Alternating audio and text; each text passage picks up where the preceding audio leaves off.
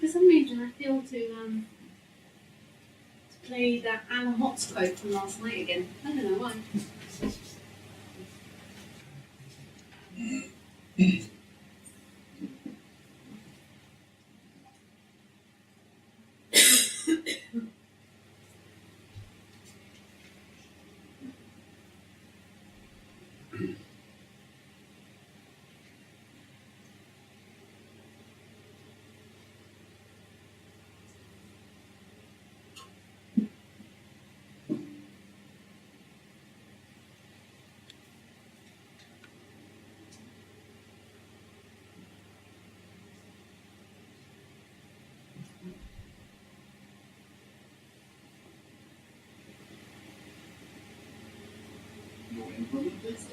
Yeah. Yeah, we have internet. If you are aware of a state which you call is, or reality, or life, this implies another state called isn't, or illusion, or unreality, or nothingness, or death. There it is. You cannot know one without the other. And so as to make life poignant, it's always going to come to an end. That is exactly, don't you see, what makes it lively. Liveliness is change, is motion. And motion is going like this. See, it goes fall out and be gone.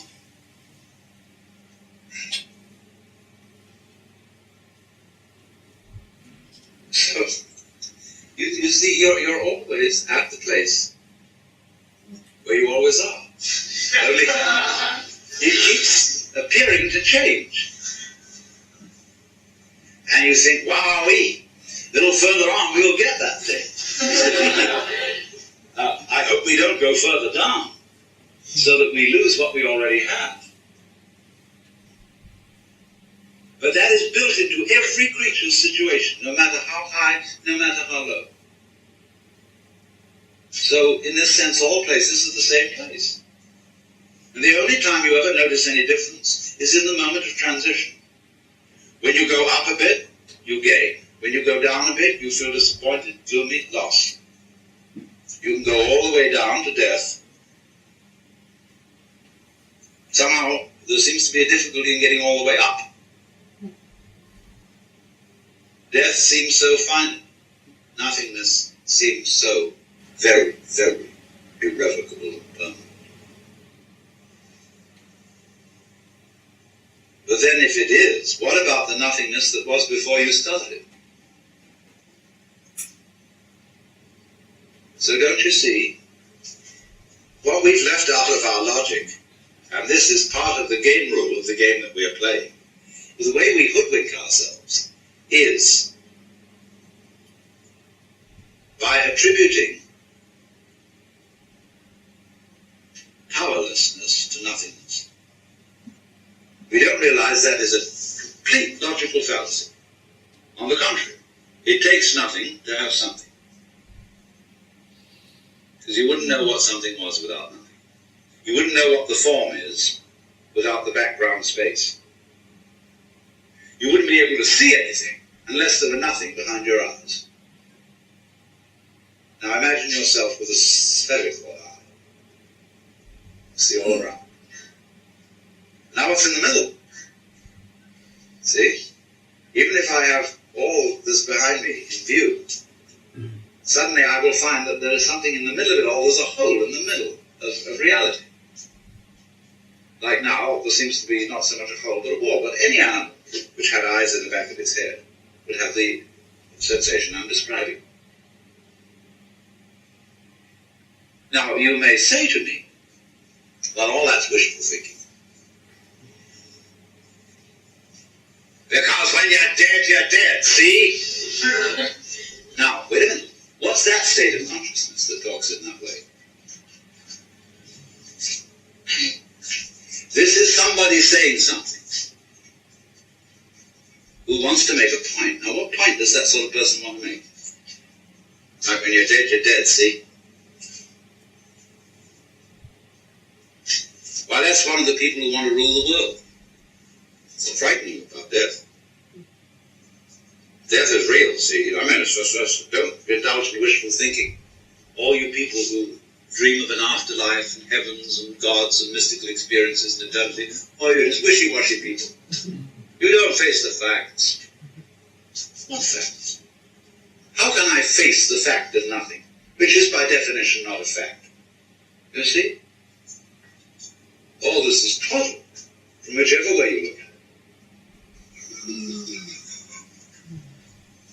So if you really go the whole way and see how you feel at the prospect of vanishing forever, of all your efforts and all your achievements and all your attainments turning into dust, nothingness, what is the feeling? What happens to you? It's a curious thing that in the world's poetry, this is a very common theme. The earthly hope men set their hearts upon turns ashes, or it prospers, and anon, like snow upon the desert's dusty face, lighting a little hour or two, is gone. All kinds of poetry emphasizes the theme of transience. And there's a kind of nostalgic beauty to it. The banquet hall deserted. After the revelry, all the guests had left and gone their ways. The table, with overturned glasses, crumpled napkins, breadcrumbs, dirty knives and forks, lies empty. And the laughter echoes only in one's mind.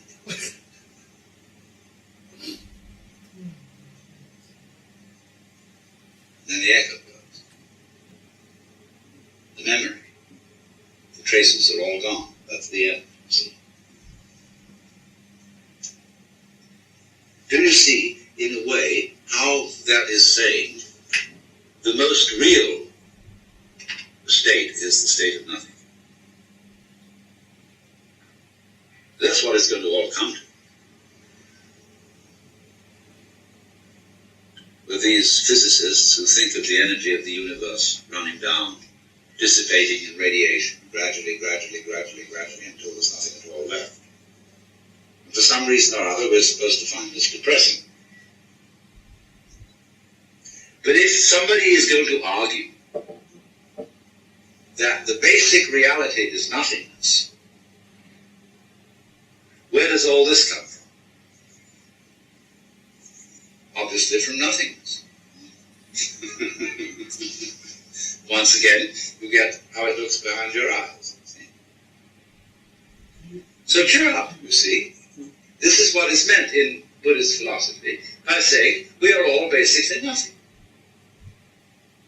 When the sixth patriarch says the essence of your mind, that's how it is behind your eyes, is intrinsically pure. The pure doesn't mean a non-dirty storage state of mind, as it is apt to mean in the word Puritan. Pure means clear, void. So you know the story when the sixth patriarch was given his office as successor. Because he was truly enlightened, there was a poetry contest. And the losing one wrote the idea that the mind, the consciousness, was like a mirror, which had to be polished. And constantly I have to polish my mirror. I have to purify my mind, see? So that I'm detached and calm and clear-headed, Buddha. But the one who won the contest said, there is no mirror. And the nature of the mind is intrinsically void, so where is there anywhere for dust to collect? See? So in this way, by seeing that nothingness is the fundamental reality, and you see it's your reality, then how can anything contaminate you? Or the idea of your being scared and put out and worried and so on is just nothing, it's a dream. Because you're really nothing. But this is the most incredible nothing. And the sixth patriarch likewise went on to contrast emptiness of indifference, which is sort of blank emptiness. See, if you think of this nothingness as mere blankness, and you hold on to the idea of blankness, and how grisly about it, you haven't understood it. He said nothingness is really like the nothingness of space, which contains the whole universe. All the sun, moon, stars, and the mountains and rivers, and the good men and the bad men, and the animals and the insect, the whole bit, all are contained in void. So out of this void comes everything, and you're it. What else could you think?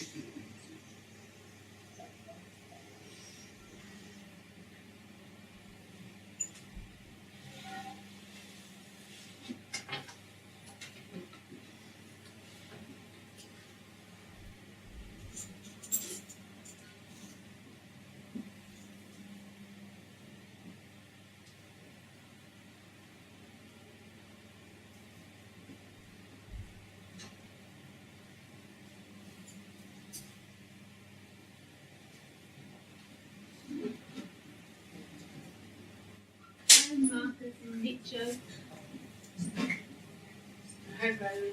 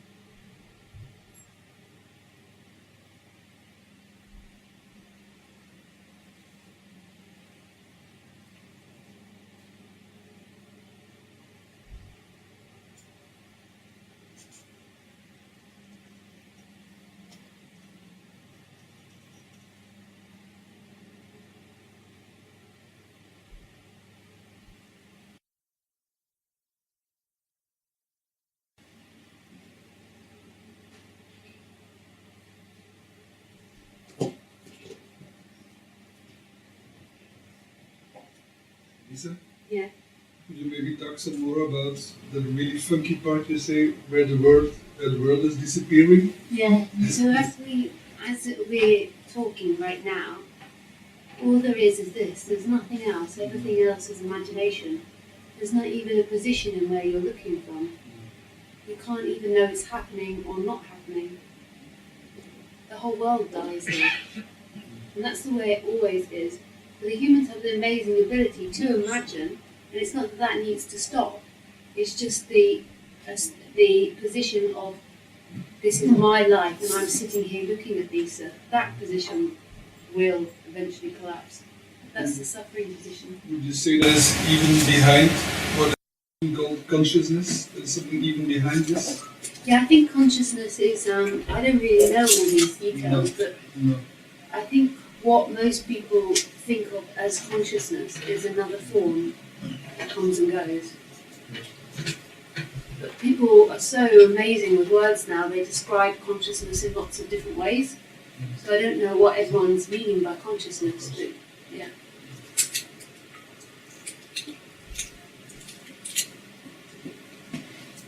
So it was all about chopping vegetables, you remember? Is it possible that in chopping vegetables that the world is disappearing right there? Yeah, of course it is. Because where is vegetables and where are you? Yeah.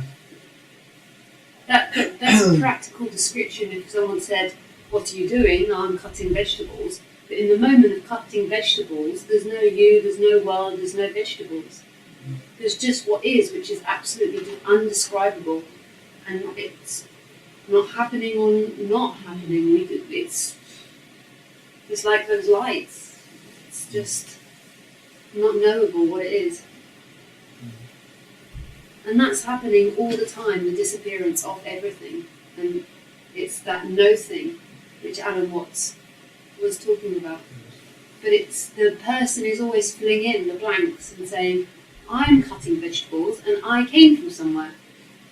I came from the past, and it tells a story of how it got there. And that's the illusion.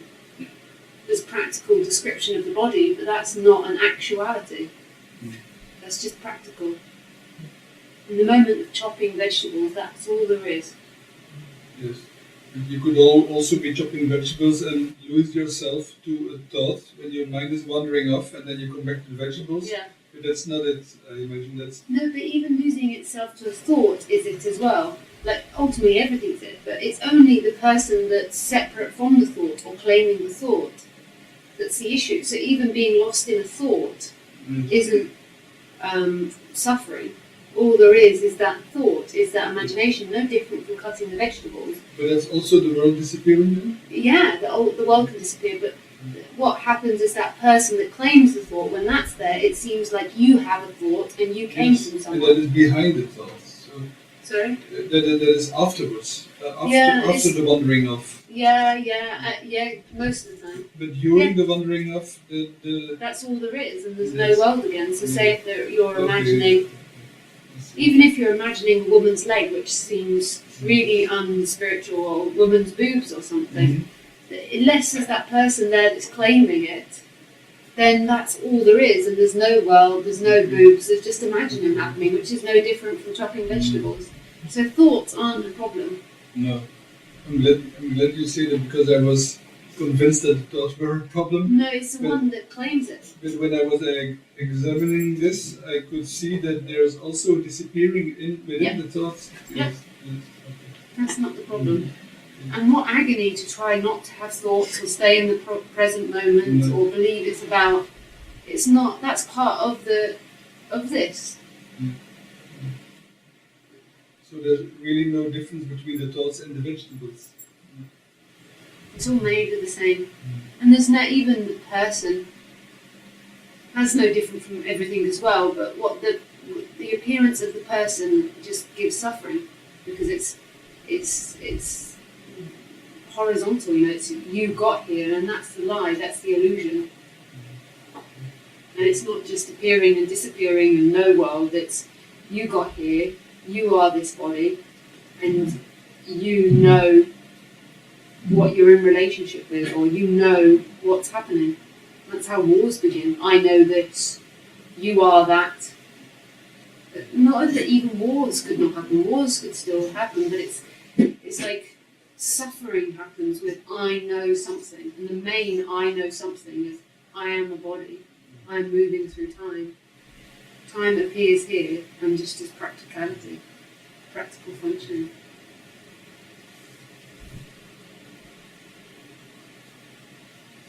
And when we're speaking, often the whole world's disappearing, and then after the mind can come back and I understood what she said. But it's actually when we're speaking, there's just, the room's gone, and I'm like, oh.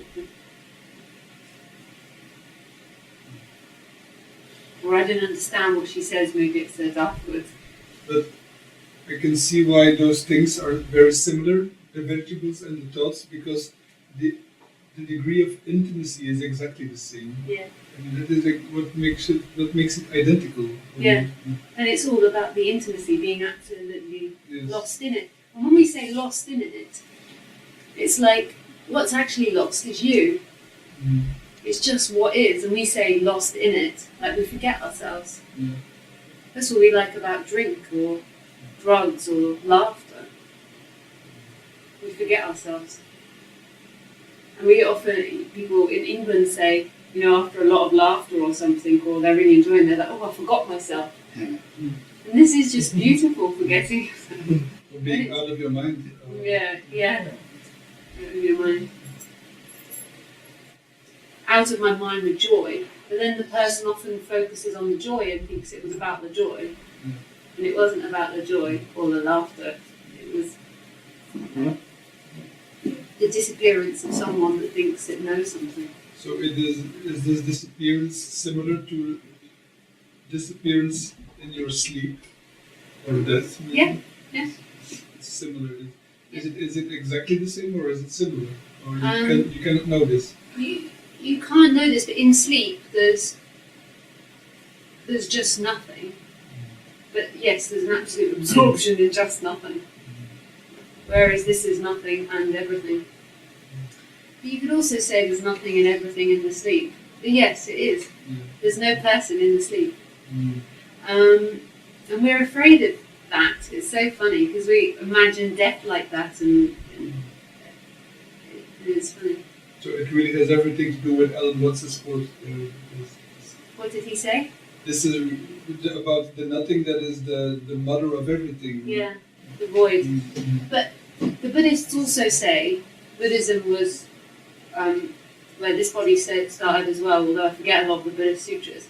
But the Buddhist, or Buddha, who knows who said, also try to make it very clear, because there can be an attachment or a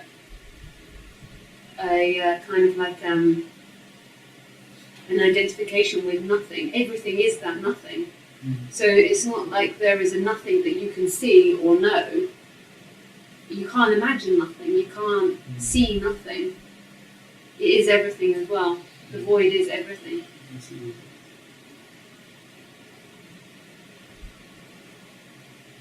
You could, yeah.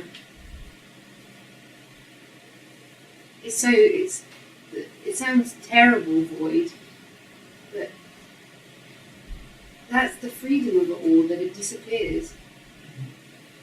That it appears and it disappears. It appears and it's brand new and it disappears. And that's like this whole world is, it's not about making a perfect world. This whole world is about creation and destruction. If it's happening to someone, that's terrible. It's terrible, creation and destruction. And this is, it's so hard for the human being with complicated thinking, because there's a bit of a comprehension of this, that everything gets destroyed. They can't really understand anything, human beings. It's only very limited thinking, but the freedom isn't in trying to save that or stop that. The freedom is the fact that it's going, it's gone, it's gone, it's gone. Not being afraid of it any longer. There's nothing wrong with the fear. The body is going to naturally have fear with the destruction of itself. It's the person that's in relationship with the fear. So you know, when we were talking about the intimacy of vegetables, there can be that intimacy with fear, but there's an absolute loss in fear, and there's not somebody that's aware of fear and trying to get out of fear and talking about fear. as you see, my dog, I was going to say the dog with me. My dog, just to put it in normal language. My dog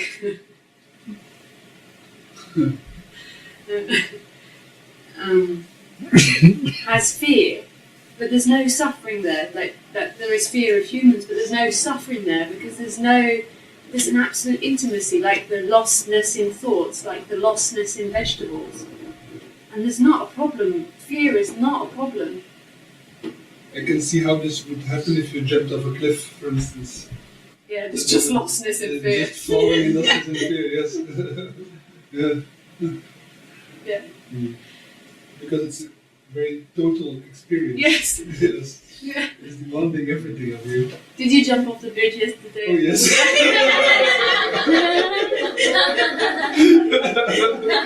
So I learned from them, yeah. There's not the When I closed my eyes and I went like this.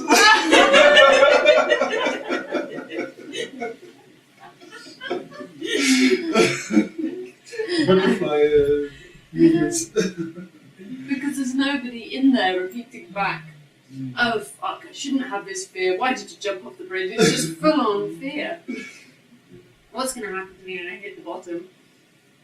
Maybe before standing at the edge of the cliff or the bridge. Well, I didn't take the time thinking about all this. Yeah, you see, that's it. That's it. I just went for it. It's just happening. Yes. Yeah. It's amazing because we often, liberation or whatever this is that I'm talking about, is often associated with something spiritual, but this is so ordinary, what's being talked about. And even the way I talk about it with the nothing and the words and the complication, it makes it sound so much more spiritual or godly, maybe not godly, than what it is. It's so simple. It's childlikeness. Like as a child, it was just, if you hit the child's hitting its sibling, that's all there is. Sometimes the child's beginning to get a sense of self, but a lot of the time that sense of self isn't there. It's just hitting child, and that's it. It's just hitting. It's not even I'm hitting my brother, it's just the brother takes the food or the toy and there's whoosh.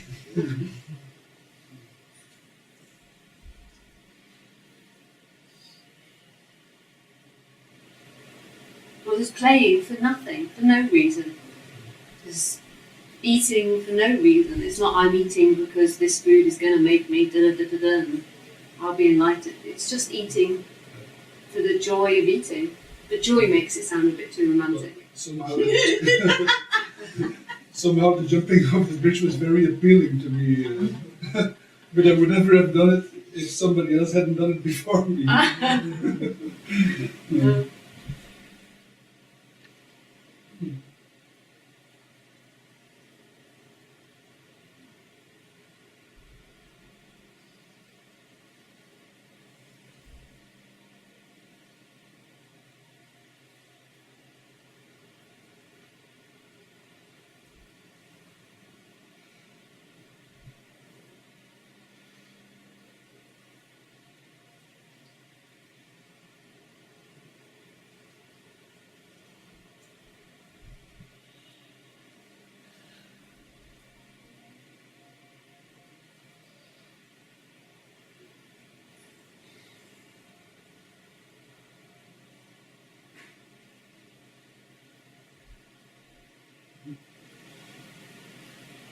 So when the elephant, it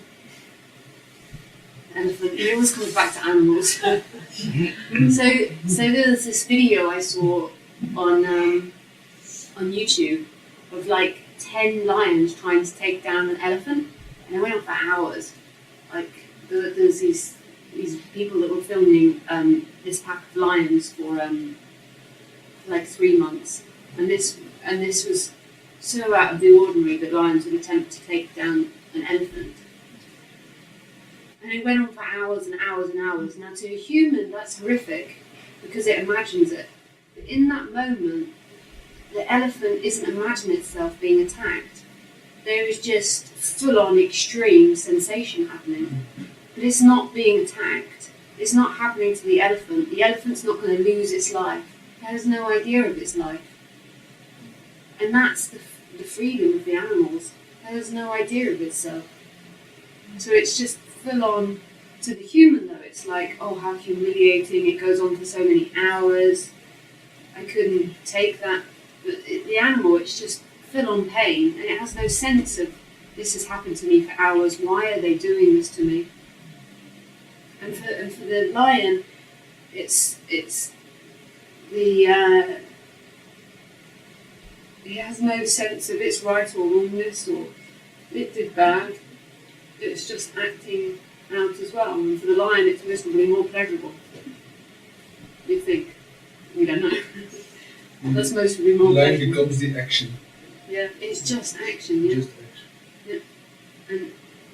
And There's something similar, but maybe slightly more disturbing, with killer whales hunting another whale. It's a whale mother and her child. yeah. But what they did it very skillfully. It was like they were practicing their hunting skills. But all they did is, when they killed the child, all they ate was the tongue and left the rest. And the mother was really distressed and was trying to revive her Yeah. child And afterwards. she most probably wouldn't have left it for weeks or days. And She was constantly with it, but they cleverly separated. yeah, oh yeah. But the freedom that's, even though these things are so full on, the mind wants to ignore these things because the human looks at it from the perspective of me being that killer whale, me being the child, me being the mother with that taken away, and it's imagining itself in time. And then we look at the responses of the animals as if they are also have a person in there too, whereas there is just pure experiencing happening there. And although the experiencing is absolute, what we would categorise as pain, there's an absolute intimacy with it. It's not happening to her, it's not happening to her child. It's the reaction is of the body is to save the child, but she doesn't know that's her reaction.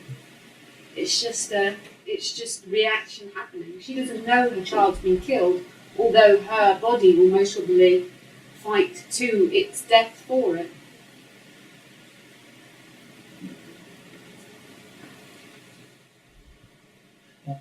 So it's just a silly thing. I find it confusing because killer whales are so intelligent that they have different cultures. And one pod of killer whales would never hunt mammals. They'd only hunt fish, and that's their culture. Yeah. And then there's another type which, they're dangerous, and dolphins can't play with them. They'll kill the dolphin. And that's just programming. They still don't have an awareness of their culture like the human does, or the human seems to. So it is really, dogs are insanely intelligent hunters. They will go on a hill with an animal, and they're so instinctual. 10 of them will go around the hill, a couple of them will go to the top, and they'll bring it down, and they'll all come at it like this, around the hill. And they can't even, sometimes they're so far apart, they can't even hear or smell each other. How the fuck do they know that beforehand? They all do this, but they do it. They haven't got the ability to think about that. I know tribal people sometimes say that the wolves are almost as intelligent as humans. But not as intelligent they haven't got the intelligence of like, I am a body, or I know this about themselves, but they've got amazing intelligence written into their bodies, but not the ability to see themselves as a wolf like the human does. And that's just where suffering comes from. That's that simple mistake of I am a body. For the wolves, it's full-on experiencing, and the intelligence isn't about thinking about it. It's an impulse, like the ants have the ability to find the food when it seems impossible that they can smell it or sense it. And then they go in these lines to the food and then pass it back.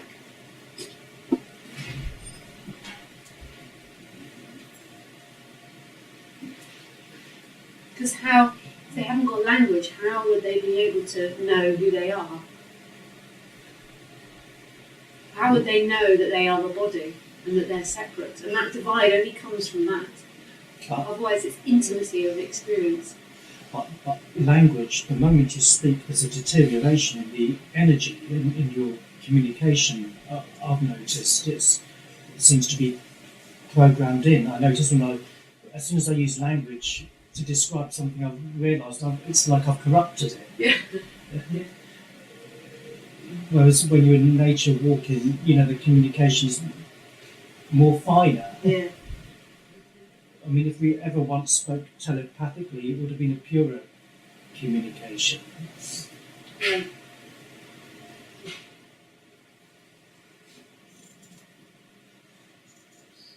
We are speaking like that as well. When we do, there is a speaking that's happening, which is body and energy as well.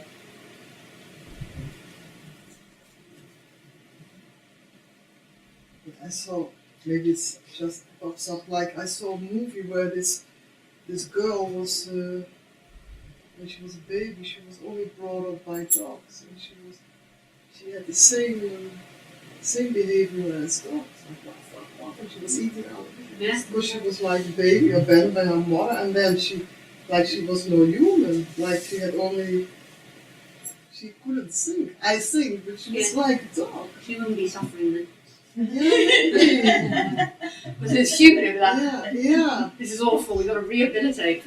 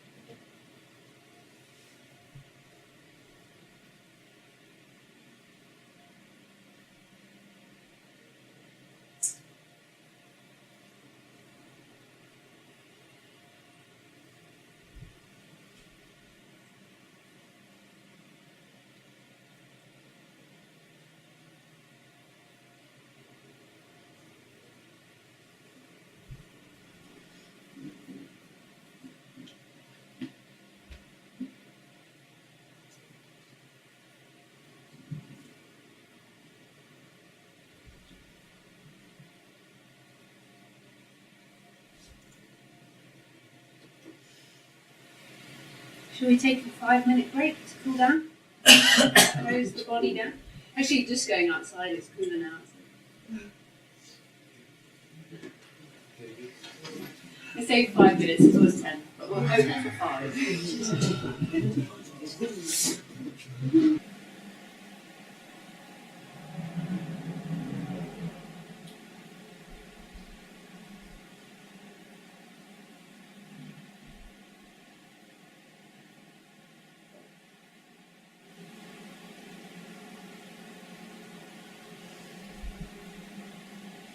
So I was talking with Phyllis in the break time. It was just a brief conversation. She was asking me something else about animals. It's like, yeah, Phyllis, to be honest with you, I don't really know. I really don't know how things are working. And everything I say all comes to nonsense at the end of the day. But sometimes when talking about these things, there's a remembering of that freedom that's here. And sometimes with animals, it can be obvious or that can be remembered. But really, all my theories and all the stuff that I say isn't it. And I go down with the ship quickly. This asks me a few complicated questions. I'm like, oh, I don't know.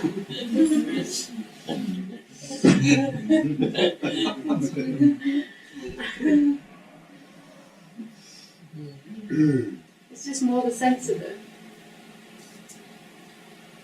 God, what does that even mean? Everything. I mean, even the sense of it. What the hell? The sense. What, the sight of it? The feeling of it? I mean, no. Words are so funny. So many different meanings, and we think we're communicating.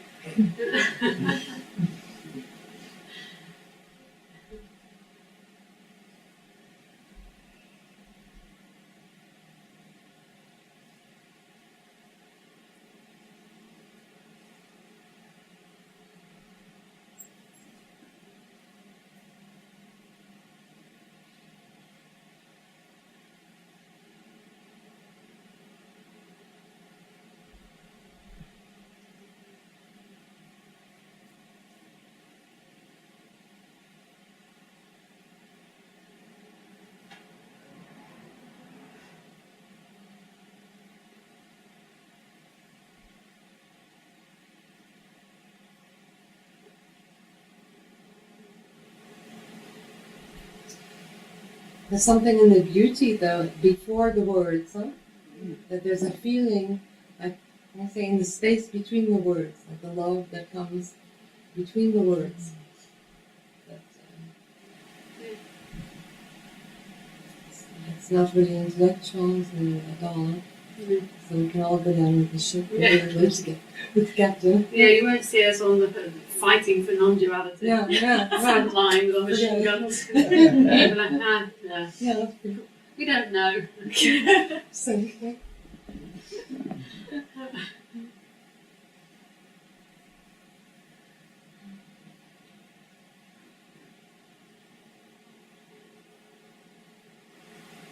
I really love the side effect that non-duality has on the body-mind mechanisms, because like we were talking about my brother once before, and my brother often suffers quite a lot. I don't like to talk about my brother too much on recorded things. And often people are giving him advice, and I just think, what arrogance. We don't know. They're always telling him what he should do, he should eat better, and da-da-da-da-da-da-da.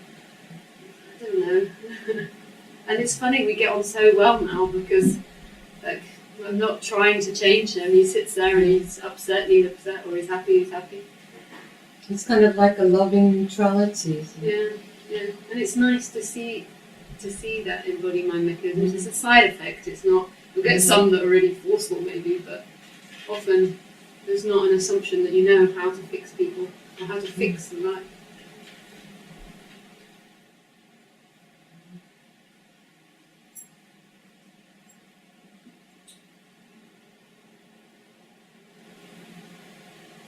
Because if you want to fix something, it means that there's something wrong. Yeah. So it's a judgment that and also that that's you know what's happening is not what should be happening. and also that you know better than that. Yeah, but that's the arrogance. Yeah. That you know how to live life better. Mm-hmm. It goes in all sense of fixing. It's not then that there's not spending time with them or physically helping them, but really when it comes to the words, you don't know the best way. I would never speak about non-duality with him unless he asked. You think what? Unless he asked. I would never. Occasionally we speak about Jesus. Not much.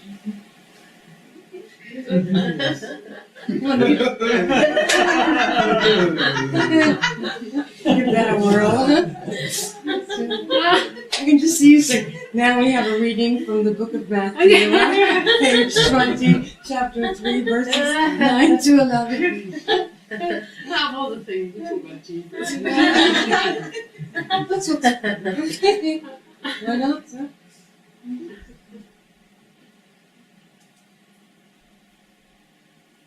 No, because people that are having problems, they're already having problems with their problems. Yeah. And then the do-gooders come along and say, oh, I have a better way to do it. And then the person maybe, I don't know, or my experience of when I was in problems, has another problem because they're not meeting up to the expectations of another person. And it's just adding on to the suffering. I don't know what's adding, but it's like I said, it's just happening. What do we know? What do we know? Your brother seems happier when you don't tell him how he should live. Huh? Yeah. All the time. But I don't even know that. I just don't assume that I know better. I could just.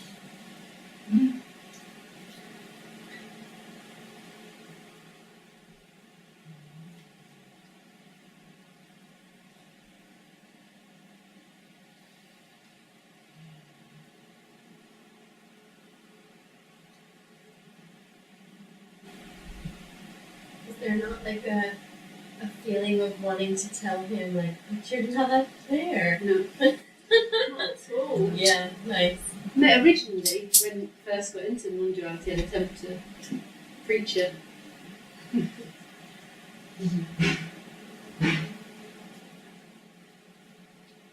My Seems sister. like you're just talking to yourself when that happens. It's like Maybe Exactly. you're in the process of convincing yourself, and then you're like, right, guys, right? Yeah. And then when that's settled in you, you're like, there's nothing.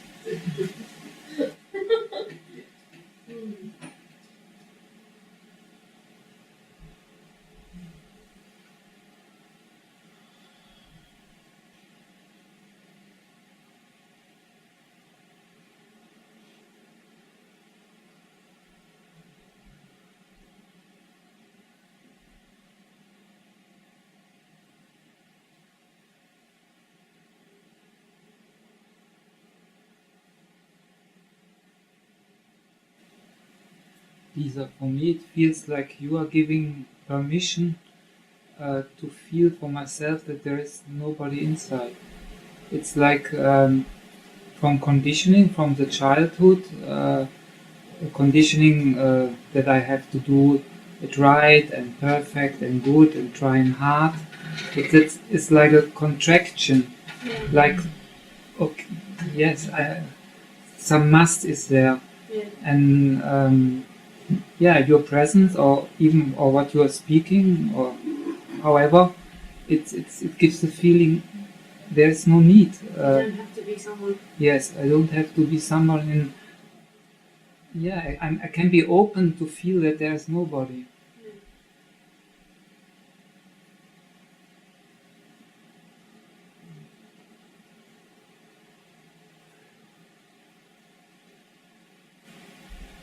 Oh, relief. Yeah. Not effort, being someone. And it's so funny that society has always taught that, to be someone.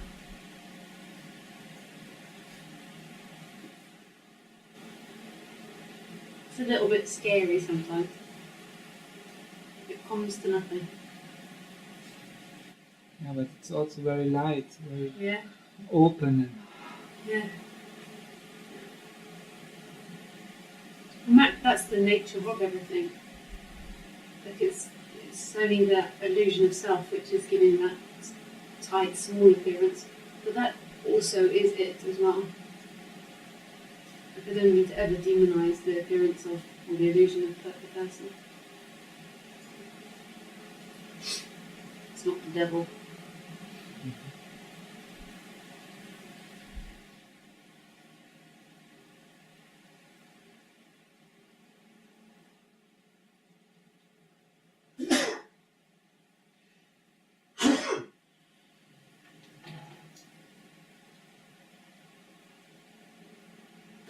So it's really not to do with me, but that sounds really abstract, but it's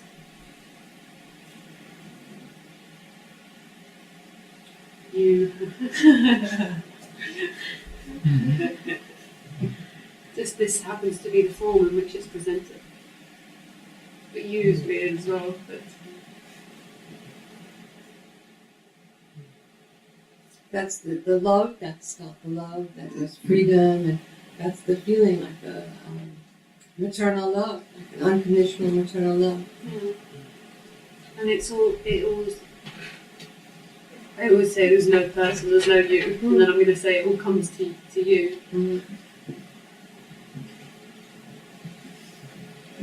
It's not got anything to do with this form, but it just appears in that way. But that's the grace of it, it comes through you, the form that's sitting there, Which is you. which is me too. Thank you.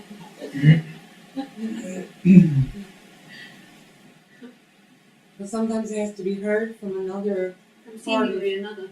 seemingly another. Oh, I've got a great cartoon to show you all. Okay. Pixels. Maybe you guys follow me on Facebook so you see these things, but hey-ho. Okay. Are you on Facebook, Phyllis? You are on Facebook. Sometimes. I've never seen you Kind on of comes and goes. But And you're called Phyllis on there. mm-hmm. I've never seen Phyllis on Facebook.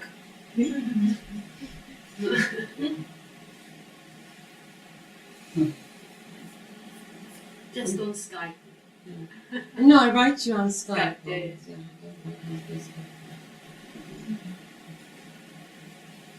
So some people aren't going to see it because I can't do That would be fun for you, stream. Oh yeah. You'll get it for the words as well. Yeah. The ones that won't see it.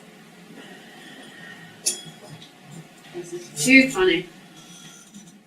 So if you guys want to see this on Ustream, you have to look up on YouTube, What is My True Nature, Part 1.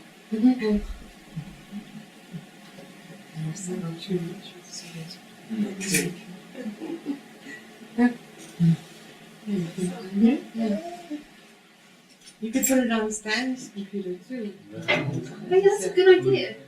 Oh yeah. I can put it on my iPad. But she can put it and give it around. Okay. Oh, I've got to go to YouTube. This goes quite well like that. Videos. I saw I it. You've noticed. seen it, okay. Yeah, that's Yeah, okay. but we can give it to them. You just may have to just come. Right.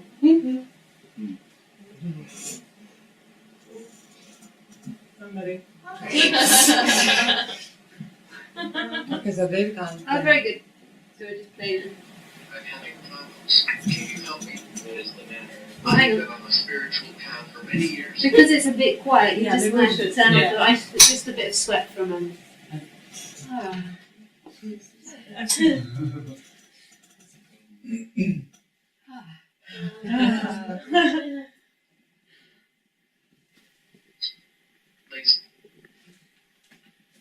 Okay, go. I'm having problems. Can you help me? What is the matter? I've been on a spiritual path for many years.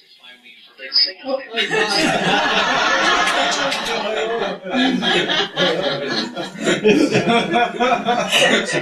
the echo. I can see it, you can see it. Okay, first. On your mark, get set. Okay. I will be free. I think the competition's going to have to be the bigger one. Yeah. We can do it on the projector again tonight. But they could watch the picture and leave out Oh, the you have to sound. restart. No, Restart. restart, Lisa. Restart. Okay.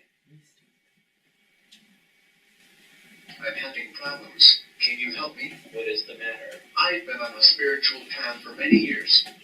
They say if I become self-realized and understand my true nature, I will be free. I have been meditating every day, but I am still not clear about certain things. I may be able to help, but first let me ask you, why not just focus on getting more successful and buying more toys? Find your soulmate and start a family. If that doesn't work, go to a bar and find someone to have sex with. Yes, those things are all very interesting, but they don't satisfy me for very long. There is this nagging feeling that I am missing the true meaning of life. I have an existential anxiety that won't go away. I understand. I'm going to tell you a secret. It's something that many wise ones have been saying for a long time, but very few listen. If you really hear what I'm saying, you will share their wisdom. You will know what they know, and you will see that you are just like them. Okay, I am listening. If you deeply understand this, you won't be afraid anymore. You will see the rest of the world as your own self, and you will feel love growing within you and without you. Okay, I am hanging by a fucking thread now. Tell me. Okay, here is the deal. You, me, the grass, these trippy-looking trees, and the whole world around us is all just an appearance. What do you mean, an appearance?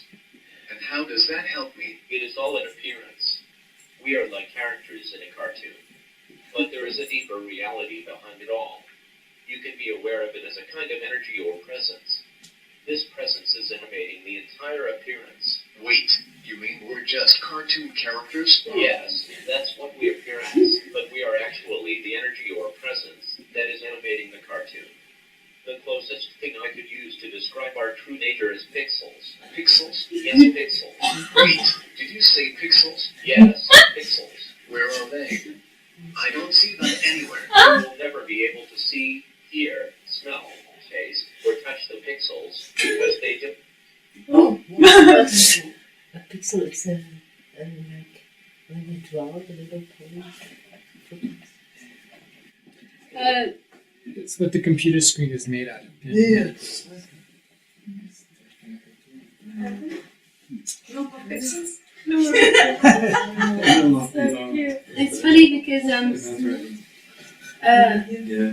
if the TV blocks the internet, so I just have to move it. Sorry guys, over there. A bit further.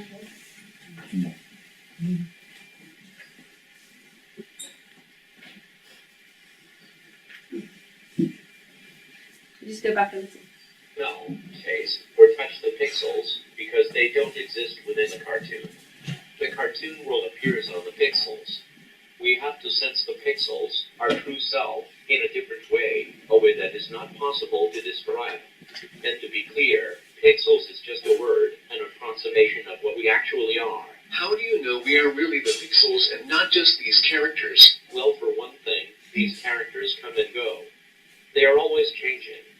The pixels are always here, always the same. How do you know that? Let me ask you a question. Did you choose to be born? No, I don't think so. Of course you didn't. You as this cartoon character were forced into this cartoon world. The pixels were there before your cartoon body appeared. The pixels were there as you gasped for your first breath and opened your eyes for the first time. Only someone who is crazy would choose to go through all of this crap. So the pixels are behind all this? But why? Our cartoon minds will likely never get a good answer to the question why. But one could say that it is in the nature of the pixels to create and animate the cartoon. The pixels are able to experience many things through these characters. Without the cartoon and these characters, the pixels would be all alone, doing nothing. Well, if you are really the pixels, can you control what happens here in the cartoon? Maybe you can make it so I can realize I am the pixels too. Unfortunately, it does not work that way. You have to see this for yourself. There are laws within the cartoon that cannot be broken. But how will knowing all this help me? No matter what happens within the cartoon, no matter how good or bad it gets, deep down inside I know that I'm safe as the pixels. I exist before, during, and after the cartoon as the pixels. Everything in the cartoon appears on what I really am. The pixels behind my eyes are no different than the pixels behind your eyes, so we are the same. This is the true meaning of love. So wherever I go, and whoever I talk to, I know it is just me talking to myself, pixels to pixels. I think I am beginning to understand. Good. The fact that you are so interested in this is a good sign. Most just want to explore the cartoon, and not explore what is behind it all. Thank you. You are welcome. My cartoon wife is waiting for me, and if I'm late, I will never hear the end of it. I understand. Farewell, my friend. Yes, farewell. My cartoon wife. It's written so well.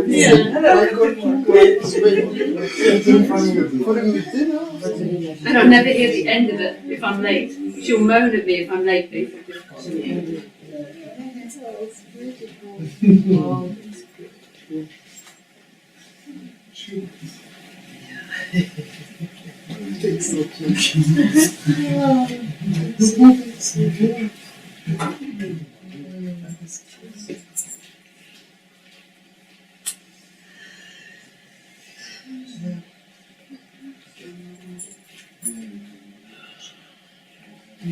What is the name of that cartoon again? I don't know if it's got a. Or how do you find it? It's called What Is My True Nature, Part 1. But I don't know if it's got a name as a cartoon.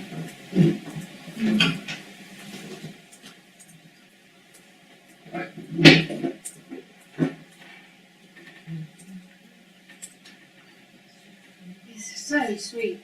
He's got a whole series of them. That's just number 1. Oh, that's the first step. The Avaita trap.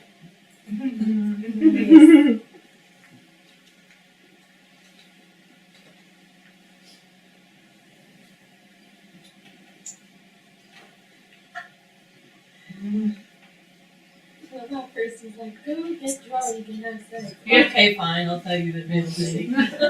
Tell me. And if that doesn't work, go back to a bar and have random sex with a stranger. And then he goes, yes, that is all very interesting.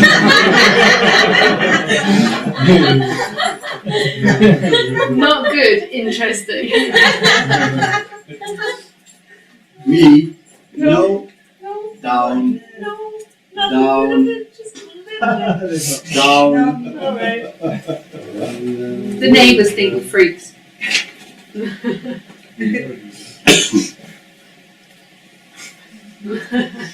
So can you put that on your website so we can find it? It is on Facebook. I think I blocked it. Huh? Well, maybe I didn't. Yes, I have already Yes, okay. seen. Okay, we find it. Yeah. It was funny because in Greece there was this lady, she was so sweet, and I started telling her about pixel cartoons. She was like, that's a bit cold. And then after a while she sat there thinking about the pixel idea, and then she went, hang on, that's love. She was really sweet.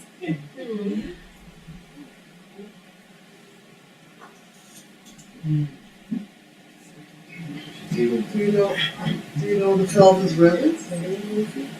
No? It's also beautiful. The Velvet The Velvet Rabbit. Yeah, it's on YouTube or? We can have a look. It's a story about a Velveteen Rabbit. It's the Velveteen he comes Rabbit. alive. It's about a boy, a boy who has a little. The Velvet Rabbit. Yeah, I see it's. Velveteen. The Velveteen. Yes. It's about a little I know. cartoon and then it becomes alive. Oh yeah, Velveteen Rabbit. Yeah. But 24 minutes left to do that. It's kind of going much water.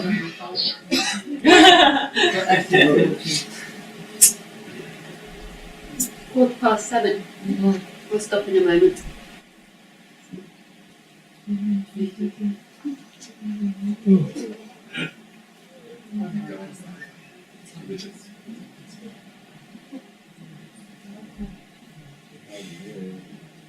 Okay, I can't think of anything else. Anything to say? Anything else? Anything? Practical things? Dinner is like soon. Yeah, most probably.